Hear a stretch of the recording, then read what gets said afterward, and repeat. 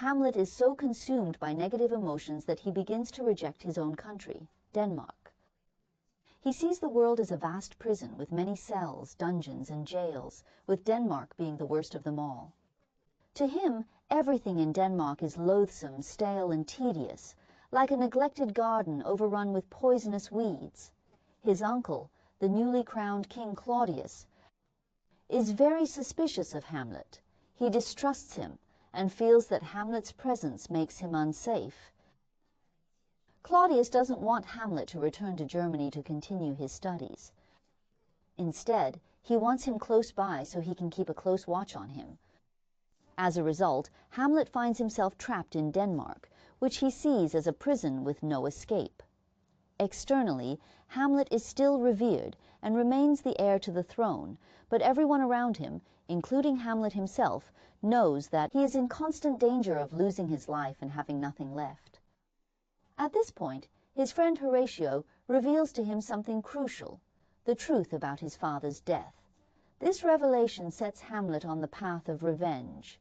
Before this, Hamlet was merely wallowing in complaints, pessimism, and despondency, lacking the fervent desire for retribution. So, what did Horatio tell him? He revealed a very mysterious secret. In the dead of night, during his watch duty, he saw a figure in armor for 2 consecutive nights. Hamlet, a figure like your father, appeared before us. He strode past with a dignified, unhurried pace, passing by us thrice. His staff almost brushed against us. His staff nearly grazed us, inducing such terror that we were nearly immobilized, rooted in place, unable to utter a word to him. This was the ghost of the former king. The ghost appeared to Hamlet and revealed that he had come to tell him an important truth, the secret of the old king's death. Here's how it's written. Now, Hamlet, listen.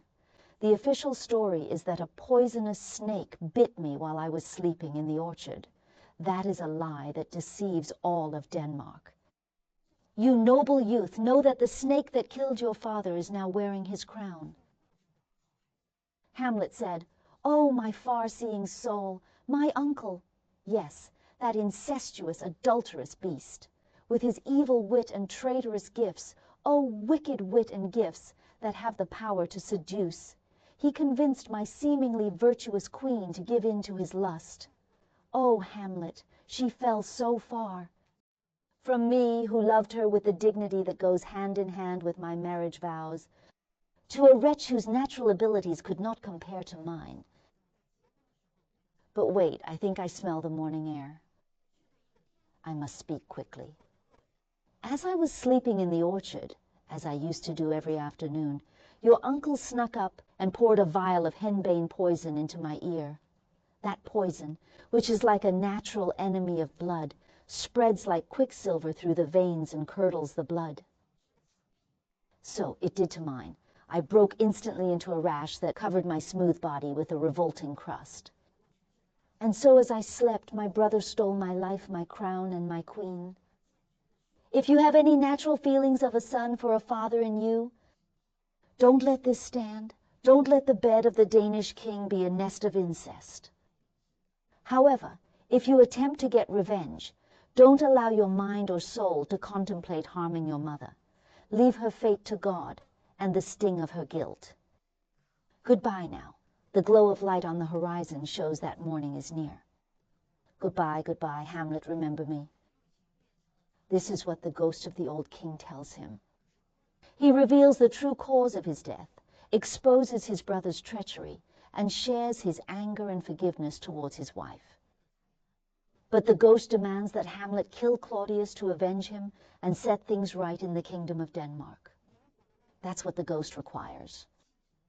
So what's going on in Hamlet's head? He says to himself, a ghost talking is already quite bizarre. Should I believe it? This is where Hamlet's indecisiveness comes to the fore. Shakespeare sets the ghost's appearance as the trigger for all the drama. Hamlet becomes Hamlet because of this ghost. It tells him a secret, pushes him to seek the truth, ignites his desire for revenge, upholds justice, and changes the status quo. He's given a mission and must live on.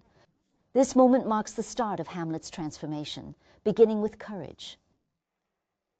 As Professor Luo Xiang once mentioned, courage is a scarce trait among humans, and having the bravery to take responsibility is deeply moving in Hamlet's character.